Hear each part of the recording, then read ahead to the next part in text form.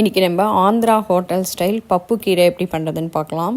இந்த ஆந்திரா ஹோட்டல்ஸ்லாம் நல்ல காரசாரமான பருப்பு பொடியோட இது தொட்டுக்கிறதுக்கு இந்த கீரை கொடுப்பாங்க. செம்ம டேஸ்ட்டாக இருக்கும். வாங்க எப்படி பண்ணுறதுன்னு பார்க்கலாம். 1/2 கப்பு பருப்பு எடுத்து நல்லா 2 தடவை வாஷ் பண்ணிவிட்டு குக்கரில் போட்டு 3 விசில் விட்டு வேக வச்சு எடுத்துக்கோங்க. இப்போ கீரைக்கு ஒரு தாளிப்பு 1/2 ஸ்பூன் கடலெண்ணெய், 1/4 ஸ்பூன் நெய் ஊற்றி கடுகு போட்டு பொரிஞ்சதுக்கு அப்புறமா உளுத்தம்பருப்பு, ஜீரகம், பெருங்காயம் போட்டுக்கலாம். இப்போ அதோடையே 3 பச்சை மிளகாய் சேர்த்துருங்க.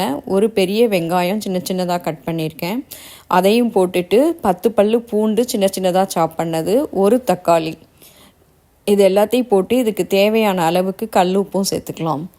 வெங்காயம் தக்காளி வதங்கினதுக்கு அப்புறமா நம்ம க்ளீன் பண்ணி சின்ன சின்னதாக கட் பண்ணி எடுத்து வச்சுருக்கிற ஒரு கட்டு அரைக்கீரையை ஆட் பண்ணிடலாம். இதுக்கு நீங்கள் சிறுகீரை, முளைக்கீரை, முருங்கைக்கீரை எது வேணாலும் யூஸ் பண்ணிக்கலாம். ரொம்பவே டேஸ்ட்டு நல்லாயிருக்கும். இப்போ ஒரு 1/4 கப்பு தண்ணி ஊற்றி நல்லா ஒரு 10 நிமிஷம் வேக வச்சுக்கோங்க. இந்த சைடு நம்மளோட பருப்பு நல்லா வெந்துடுச்சு, அதையும் மசிச்சு எடுத்து தனியாக வச்சுக்கோங்க. இப்போ கீரை சூப்பராக வெந்துடுச்சு. இதில் 1/2 டேபிள் ஸ்பூன் அளவுக்கு வீட்டில் அரைச்ச சாம்பார் பொடி போட்டு இந்த மாதிரி ஒரு மேஷர் வச்சு நல்லா மசிச்சுக்கோங்க. இப்போ ஒரு 1/4 ஸ்பூன் புளிக்கரைசல் ஊற்றிக்கலாம். ரொம்ப ஊற்றிடாதீங்க புளி தண்ணி. இப்போ நம்ம வேக வச்சுருக்கிற பருப்பை இந்த கீரையில் ஆட் பண்ணிக்கலாங்க.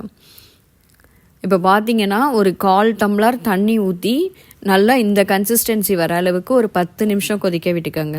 இப்போ கடைசியாக ஒரு தாளிப்பு ரெடி பண்ணிக்கலாம். 2 சிகப்பு மிளகா போட்டு கேஸை ஆஃப் பண்ணிவிட்டு 1/4 ஸ்பூன் மஞ்சள் தூள், 1/4 ஸ்பூன் சிகப்பு மிளகாத்தூள் ஆட் பண்ணி அந்த கீரையில் போட்டுருங்க. எவ்வளோதான், நம்மளோட பப்பு கீரை சூப்பராக ரெடி ஆகிடுச்சு. ஒயிட் ரைஸ், பருப்பு பொடி சாதம் ரெண்டுத்துக்கும் சூப்பர் காம்பினேஷனாக இருக்கும்.